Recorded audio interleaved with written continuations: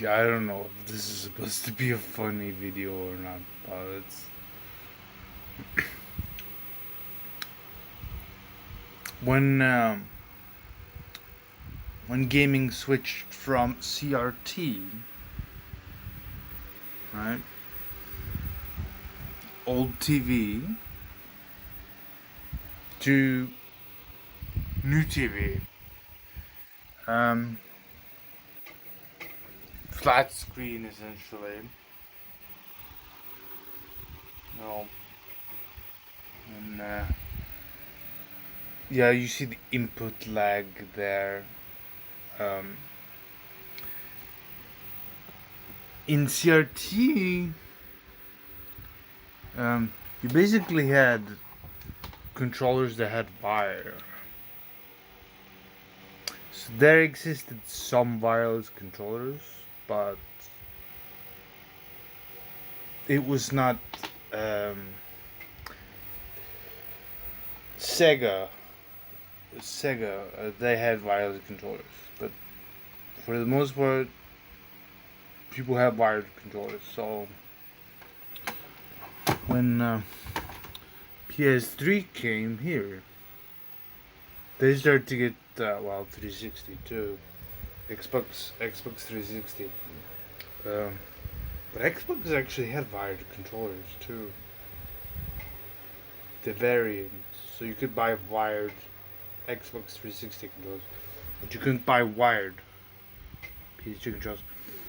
So when flat screens came, essentially, because it was a new thing and it started to be like, 720p resolution, and people were talking about MS.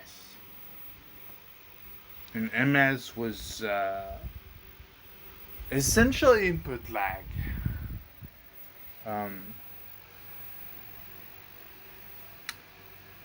Where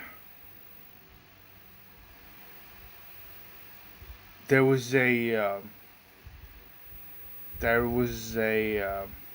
how do you explain that in a good way?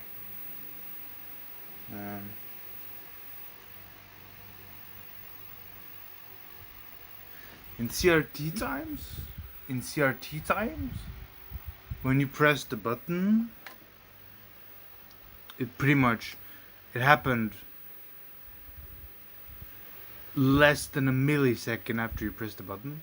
Less than a millisecond after you pressed it, something happened. But in HDTV times,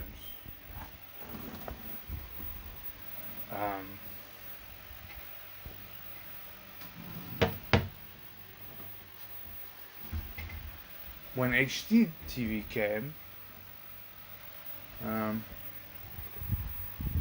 there started to be a difference. Maybe because of wireless, or it's really hard to say, but I think I remember saying that actually. Like, oh, what's the input lag now, or since it's wireless, or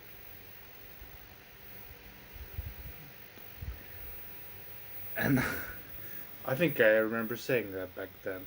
And this must be, well, now it's probably around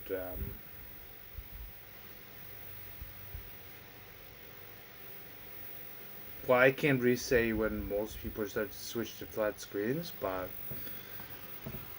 because I was using the PS3 with an old TV like this for a year. And the graphics still look the same on the old TV as it would on the new TV, kind of. But the graphics they look better on the new TV because that was high resolution. And with 360 and PS3, you could still use them with old TVs without any problem. They still supported it. So because lots of people still had the old TVs, and I've had a old TV since gaming switched to flat screens because, well, I just always had it around, and I always had one around, and PS2, for example, you want to play that in a good way, you use an old TV. You want to play Nintendo 64, you use an old TV. You want to play, whatever you want to play. Even old PCs, like, they support old TVs. The only problem is you have to repair them now, and that's going to be a problem in the future. They even made old TVs with HDMI, but then they stopped in, I don't know, 2006, I think. For the majority of the world, I guess in China they made it a little bit longer. These older TVs. But yeah, it was a thing. Input lag started to become a word when flat screens became a thing, because you could feel the difference. If you have not played on an old TV in a long time, if you legitimately go from playing on flat screen to old TV, it feels faster playing on old TV. It just feels faster. I'm like,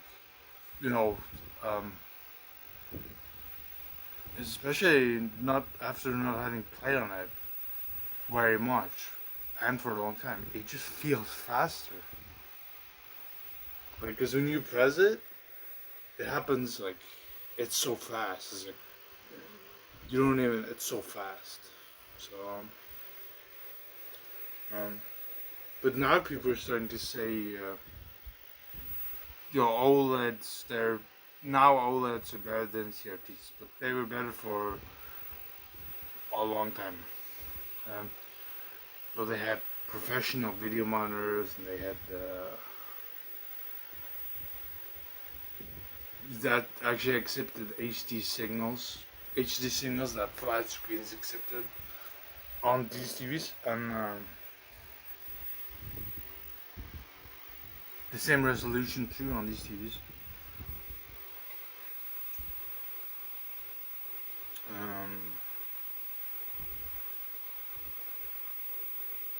But yeah, I was still playing, PS3 on old TV for at least a year. And then flat screens came, and then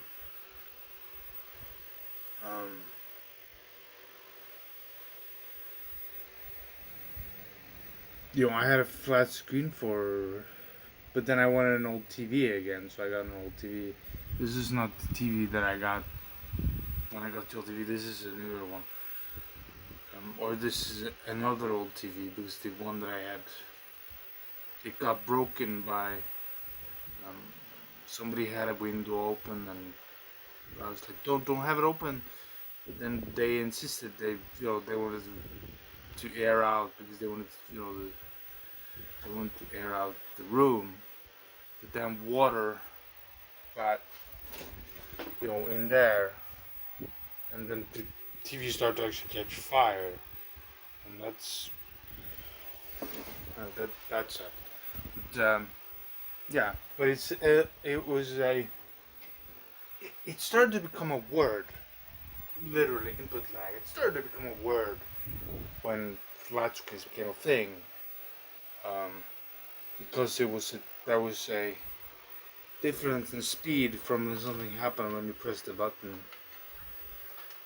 on this old TV and this new TV. Now, I suppose most people don't really notice, and now TVs have something called game mode. They literally have that. So back when they first came out, they also had a function. I think they might have had a function even back then in 2000, whatever. Well, I don't know if the first HDTVs had game modes, but they started to get it.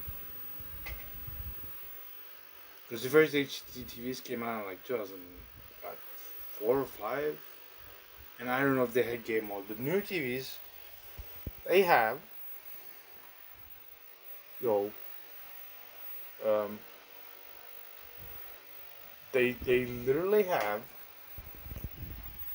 game mode, and it's an FPS first person shooter because it's the fastest input lag reduction you can have. Because first person shooters are, you're supposed to be really fast on first person shooters. So that's the best mode. You can have the TV on for low input lag. See latency, low latency on. But on these TVs, no such thing existed because they didn't need it. Because it was, well, it's hard to explain why there was no game mode on these. I can't really explain why, but yeah, it was a transition from and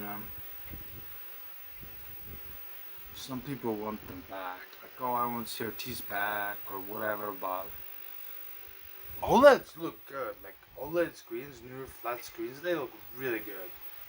CRTs have their own look too. When you use a CRT, it's like, oh shit, this looks really good. Still, it doesn't look bad. It's totally playable and whatever. So, yeah, I don't know. But, yeah, controllers actually used to be wired. Kids probably don't know that. Kids now, they probably look up older consoles. Oh, they actually have wired there. No. But, you know, but then no, yeah, because now every controllers are wireless. So, yeah. But yeah, I guess that's the video.